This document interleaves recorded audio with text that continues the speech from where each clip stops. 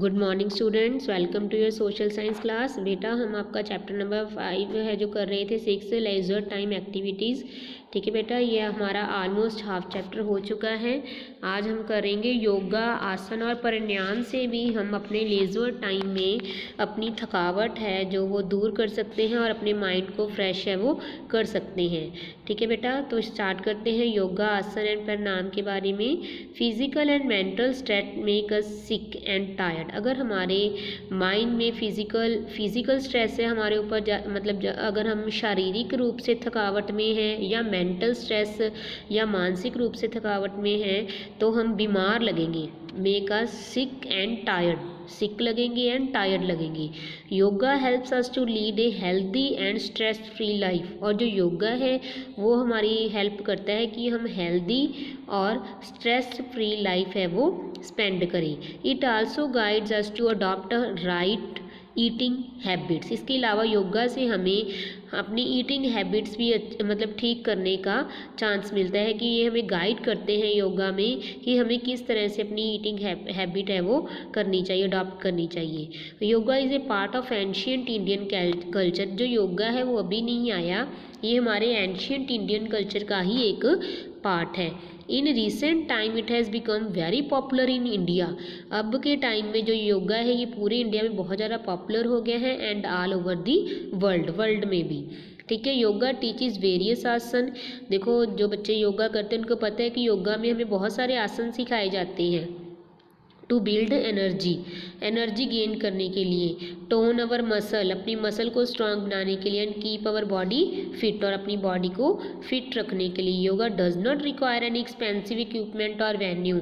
योगा करने के लिए हमें कोई महंगे इक्विपमेंट नहीं चाहिए, ना कोई वेन्यू ऐसा प्लेस चाहिए कि हमने वहीं पर बैठ के करना है।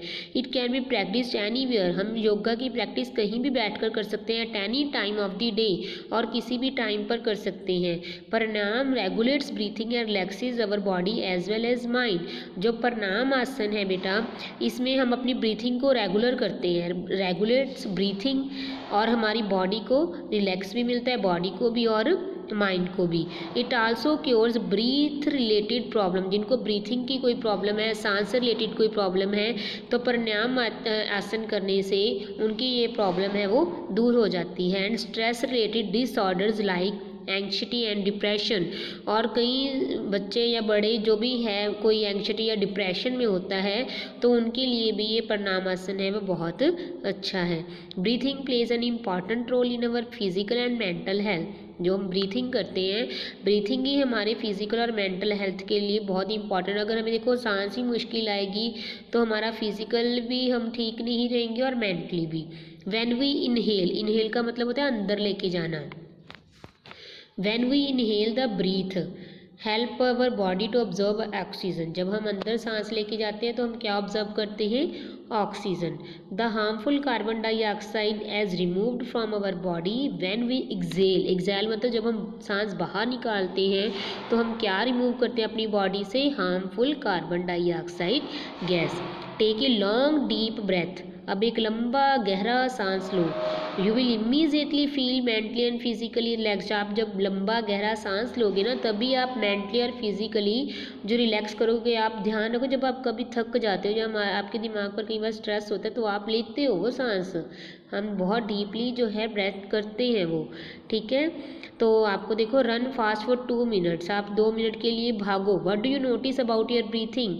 तो अब देखना आप अपनी ब्रीथिंग के बारे में क्या नोटिस करते हो। ठीक है, ब्लो हॉट ब्लो कोल्ड, एक स्टोरी है बेटा। A woodcutter was feeling cold in a deep forest and blue on his hands. एक वुड कटर है जो जंगल में लकड़ियाँ काटने जाता है फॉरेस्ट में, बहुत ज़्यादा ठंड है, वो फॉरेस्ट में ठंड फील कर रहा है, उसके जो हाथ हैं वो बहुत ज़्यादा कि ठंडे हो गए हैं। मियाँ ब्लास्टी आवाज़ क्यूरियस। ठीक है, तो वो क्या हो गया, वो डर गए हैं। He asked the wood cutter the reason for doing so. वो वुड कटर से पूछते हैं, रीज़न पूछते हैं कि आप ऐसा क्यों कर रहे हो। I blow on them to make them warm. देखो वुड कटर के को फॉरेस्ट में ठंड लग रही थी तो वो अपने हाथ को ब्लू ऑन हिज हैंड मतलब गर्म कर रहे थे। तो जो मियाँ बिलाष्टिया थे ये डर गए, इन्होंने कहा कि ये आप क्या कर रहे हैं, वुड कटर को कहते। तो वुड कटर ने कहा कि मैं अपने हाथ हैं वो गर्म कर रहा हूँ। A little later the wood cutter boiled A potato.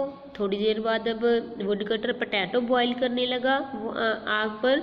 He started blowing on it also, तो उसको भी ब्लो करने लगा। मियाँ बिलाष्टिया, फिर मियाँ जो बिलाष्टिया थे वो कन्फ्यूज़ हो गए। He said the potato is already hot, कि पोटैटो तो पहले ही गर्म हो चुकी हैं। Why do you want to make it hotter, आप इसको दोबारा क्यों गर्म कर रहे हो। The wood cutter replied I am blowing on it to cool it down. तो कहते मैंने अब इसको इसलिए कर रहा हूँ क्योंकि पहले ये ठंडे हो गए थे, अब गर्म कर रहा हूँ। Blow hot blow cold what is it, मियाँ बिलाष्टिया वाज कन्फ्यूज। मतलब वो कह रहे हैं कि हम गर्म करते हैं ठंडा भी करते हैं। देखो ब्लो, हम देखो ब्रीथ करेंगे, मतलब हम जैसे फूंक भी कह देते हैं। हम हाथ पर देखो फूंक मारते हैं, वो क्यों मारते हैं, जब हमें ठंड लगती है हम हाथ को गर्म करने के लिए। और अगर कोई पोटैटो बहुत ज़्यादा गर्म है तो आप उसको ठंडा करने के लिए भी क्या लगाओगे, फूंक मारोगे। तो देखो ये फूंक है, जो ब्लो है, ब्लो करना है, हम गर्म करने के लिए भी यूज़ कर रहे हैं और ठंडा करने के लिए भी। इन्होंने यही कहा है ब्लो हॉट ब्लो कोल्ड, कि कभी तो फूंक मारकर आप किसी चीज़ को गर्म कर रहे हो और कभी फूंक मारकर आप किसी चीज़ को ठंडा कर रहे हो। तो मियाँ बिलाष्टिया वाज कन्फ्यूज, वो कन्फ्यूज हो गए कि ये है क्या वुड कटर, कभी तो ठंडा करता है कभी गर्म करता है। When you blow a narrow stream of air, जब आप एक ऐसी एयर से जाते जहाँ पर बहुत ठंडी हवा चल रही है, इट फील्स कोल्ड, मतलब स्ट्रीम के पास जो हवा चलेगी पानी के पास वो ठंडी होगी। And when you breathe with wide open mouth, और वहाँ पर जाकर आप मुंह खोल के सांस लो। We blow on cold things to make them warm and on hot things to cool them. तो तब हम जो ब्लो करेंगे तो वो हम क्या करेंगे, ठंडी चीज़ों को गर्म करने के लिए और गर्म चीज़ों को ठंडा करने के लिए। इसको ट्राई करो, ट्राई इट। लेकिन आप तो ट्राई करते हो, अगर आपके हाथ में कोई गर्म चीज़ दे दो तो आप उसको फूंक मार के ठंडा करते हो, ठीक है। और अगर आपके हाथ सर्दियों में ठंडे थे तो भी आप उसको फूंक मार के गर्म करते हो, ठीक है, मसल के, ठीक है। उसके बाद आगे हम नेक्स्ट लेजर टाइम एक्टिविटी पढ़ेंगे हमारी theatre. Theatre has been an important source of entertainment for people since olden times. Olden time से ही थिएटर जो है लोगों के लिए एंटरटेनमेंट का एक बहुत ही इंपॉर्टेंट सोर्स रहा है। When नौटंकी एंड यात्रा वर पॉपुलर, पहले नौटंकी और यात्रा करवाई जाती थी। They took up themes from mythology and everyday life. लेकिन जो भी नौटंकी करवाते थे या यात्रा करवाते थे, इसकी जो थीम है वो डेली लाइफ से ही लेते थे, लोगों की लाइफ में आजकल चल क्या रहा है उसके अकॉर्डिंग उनको एंटरटेन करने के लिए। The dramatisation of Ramlila and Krishna Leela attracts thousands of people in both rural and urban areas even today. आज भी अगर कहीं पर रामलीला लगती है, कृष्ण लीला लगती है तो रूरल एंड अर्बन दोनों एरिया से बहुत सारे लोग उसको देखने के लिए इकट्ठे होते हैं। In modern times theatre has developed into a wonderful art. लेकिन आज के टाइम में भी थिएटर है, लेकिन वो पहले जैसा नहीं है, काफ़ी डेवलप हो चुका है। It creates awareness about the challenge faced by our society. मतलब इसमें वो सारी मतलब देखेगी जो मतलब अगर इकट्ठा बैठते हैं हमारी कंट्री में क्या क्या प्रॉब्लम आती है, सारी अवेयरनेस को देखते हुए ये अच्छी तरह से बनाई गई है। It also imparts education. Theatre में जाने में हमें कई बार कुछ सीखने को मिलता है, हम अपने एजुकेशन से रिलेटेड मूवी देख सकते हैं, आइडियाज़ ले सकते हैं, वैल्यूज़, इन्फॉर्मेशन, ठीक है, बहुत इफेक्टिव और क्रिएटिव वे से। अब आपके स्कूल में भी सभी के स्मार्ट क्लास लगती है, स्मार्ट क्लास भी तो एक थिएटर वाला ही, ठीक है, एक थिएटर का ही एग्जाम्पल है।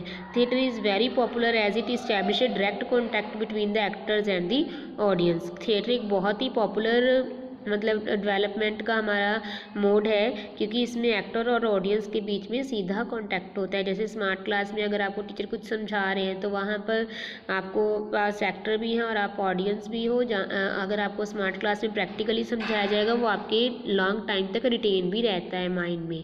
ओके बेटा, ये आपकी थिएटर तक हमने लेजर टाइम एक्टिविटीज़ कर ली है। मैं आपको ये बार बार बता रही हूँ कि इस लेसन के क्वेश्चन आंसर आपने कॉपी पर नहीं करने, इसकी हम एक्टिविटी ही करेंगे। ओके बेटा, हैव अ नाइस डे बेटा।